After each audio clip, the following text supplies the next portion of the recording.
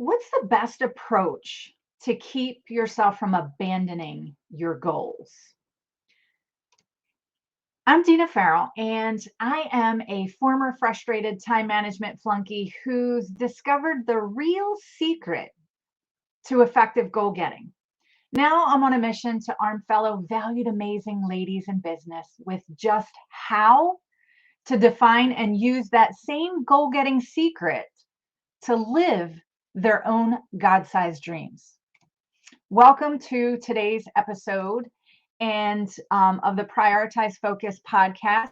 Today, we're going to talk about what's your best approach to a goal.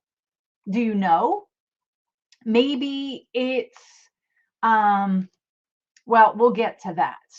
The best approach toward your goal is always the one that works with your reality. But you've got to be honest with yourself if you're planning based on your ideal reality or your actual reality. Oof. See where I'm going with this? You mix up these realities, and it's not a best approach to goal getting. And it will ultimately create confusion. Confusion leads to goal abandon. And that's certainly not what you had in mind when you decided on this current goal, whatever quote unquote this goal is right now. Finding the best approach to your goal comes down to defining your actual reality.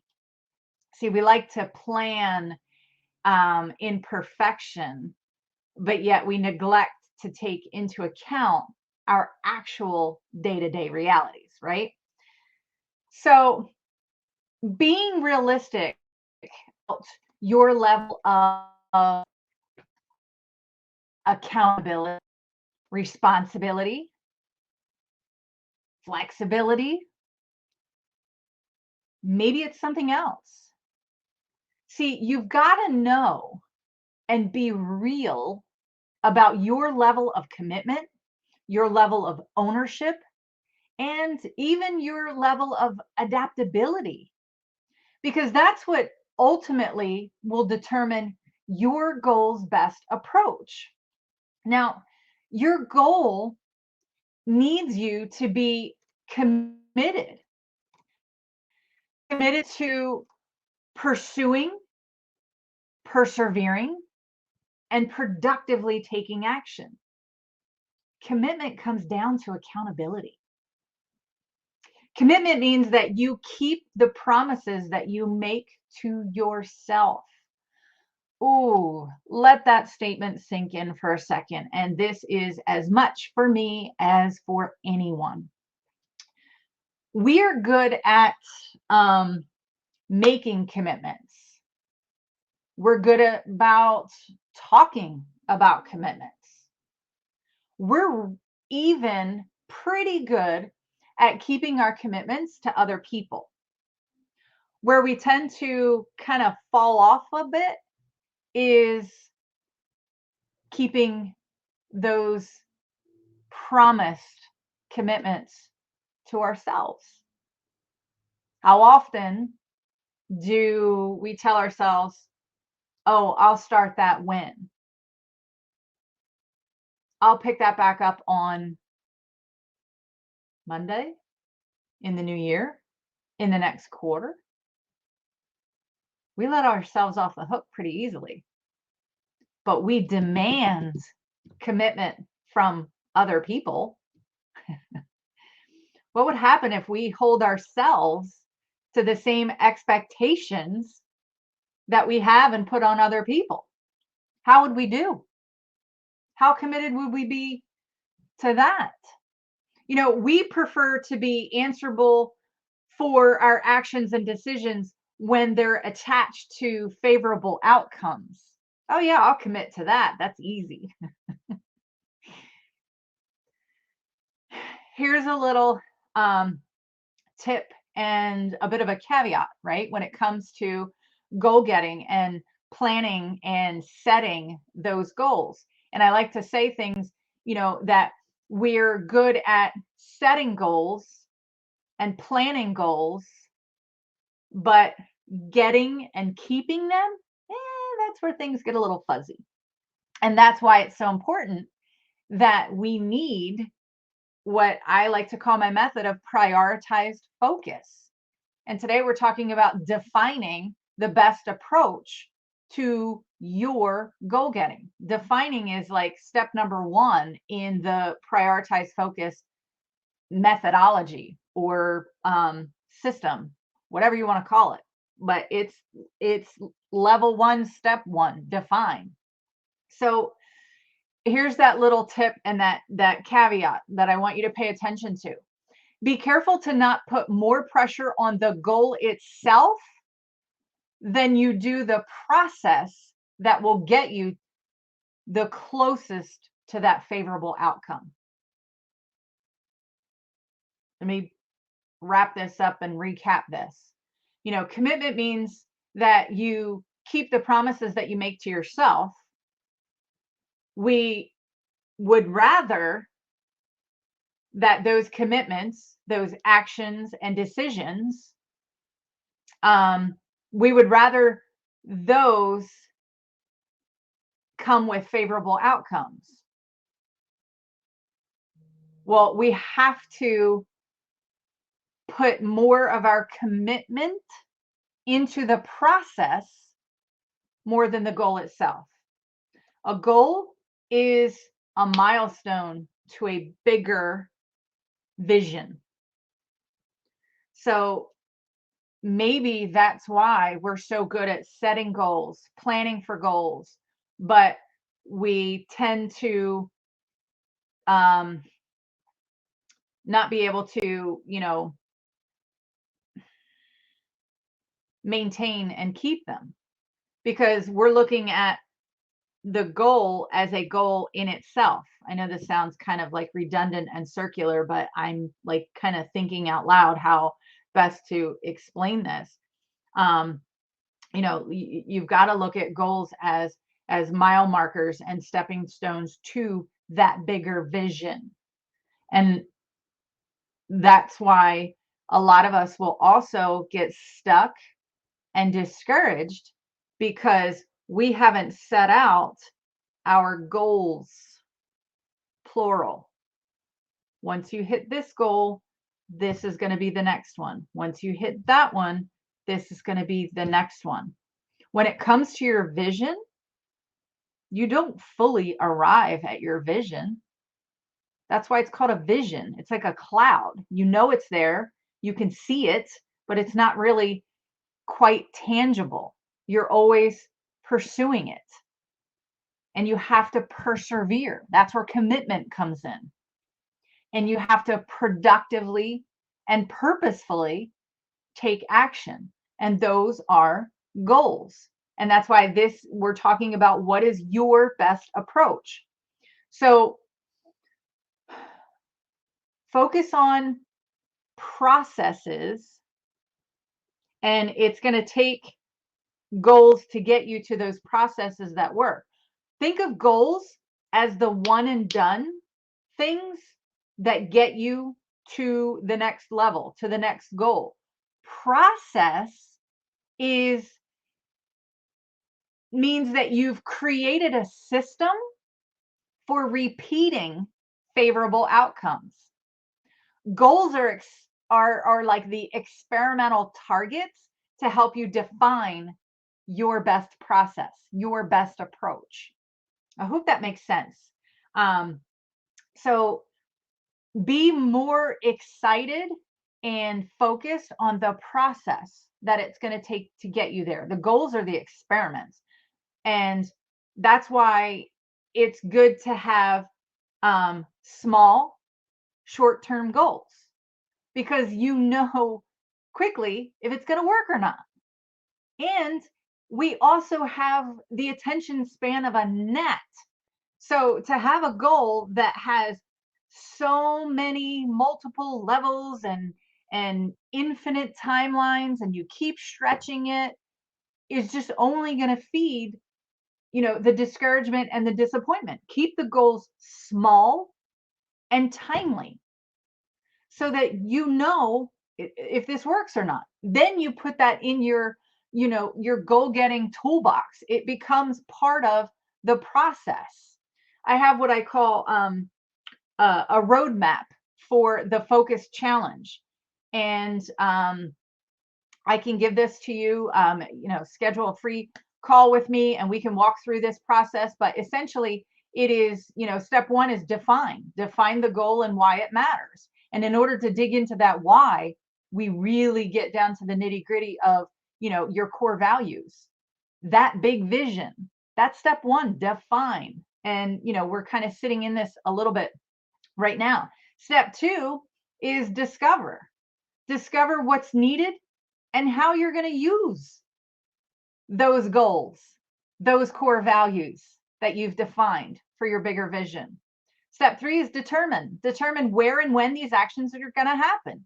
That's your strategy, which is different than a plan. You've been with me for any length of time, you know that I talk about the difference between a plan and a strategy. They are different, but yet we treat them the same, or we reverse them. We jump to the strategies and we don't have a plan. And then finally, step four, you're going to love this one. Do it. Novel concept, right? Okay, so once you've been real about your level of commitment, the next thing to do is you've got to take radical responsibility. What does that mean? If commitment was about being accountable, then responsibility is about taking ownership. Now, you can't control or predict outcomes, right?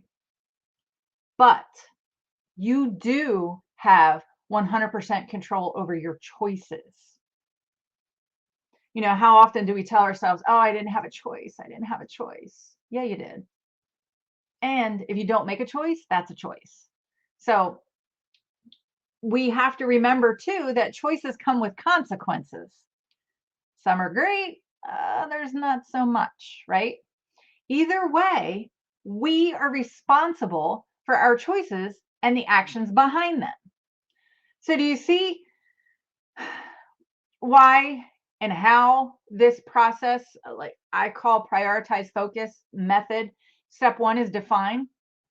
Think of the choices that you'll make, or the better chance and the better choices you'll make once you've defined your core values, you've defined your big vision that you're working towards, you've defined at least the first few little steps and goals. Your choices become more clear, right? Better choices lead to better outcomes. They also lead to smarter goals and faster progress. If you struggle with second guessing or dragging your feet or fear of making good choices, don't worry. I have a printable for you. It's called the Choices Guide.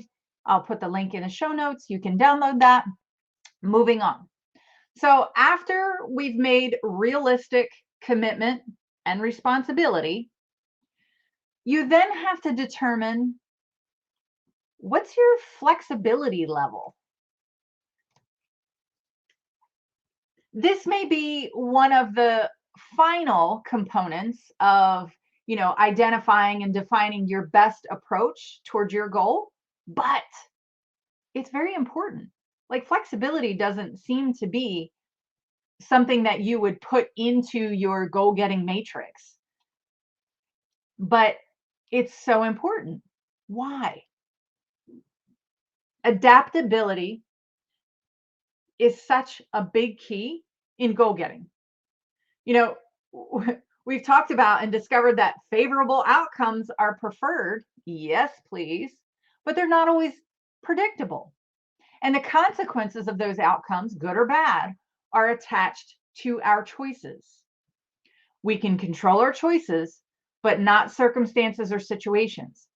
So grace and adaptability are super important to your goal getting approach. How flexible are you? This is what I said earlier. We tend to plan in perfection, but we neglect our reality. How flexible are you? Think of, you know, things that are rigid, break. Things that are flexible, bend. Are you at your breaking point right now? Maybe it's because you've been too rigid in how you're going to get to this goal, how this is going to pan out, how this is going to go. How's that working? If it's not working, maybe that's an indicator that you're not being flexible. You're not adapting. Things are coming at us every day in moments. My phone is off to the side over here, and even though it's not technically on, I heard it or buzzed, vibrated, whatever, 3 times since we've started our time. That's a distraction. That's an interruption.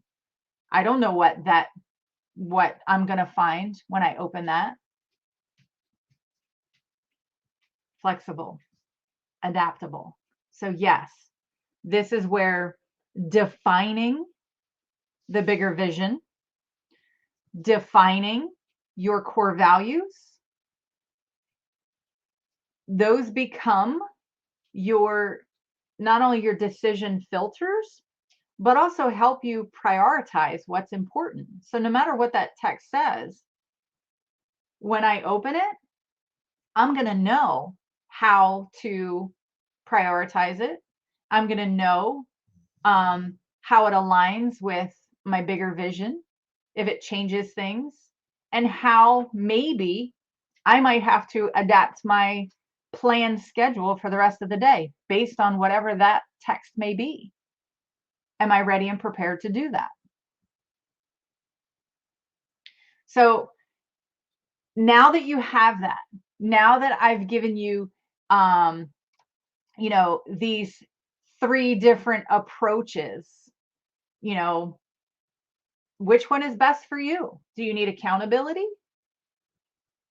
Maybe you're not really good at holding yourself accountable. And honestly, a lot of us are not. That's why we have coaches. That's why we have mentors. That's why we have, groups and a community and people that we can go to and say, hey, I promised myself I was going to do this today.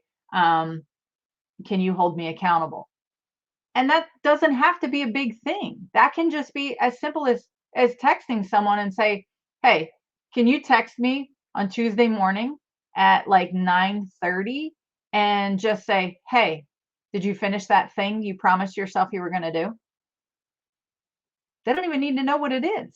I mean, of course they're going to ask you, but I mean, that's up to you. And then responsibility. Are you taking ownership of the choices that you make?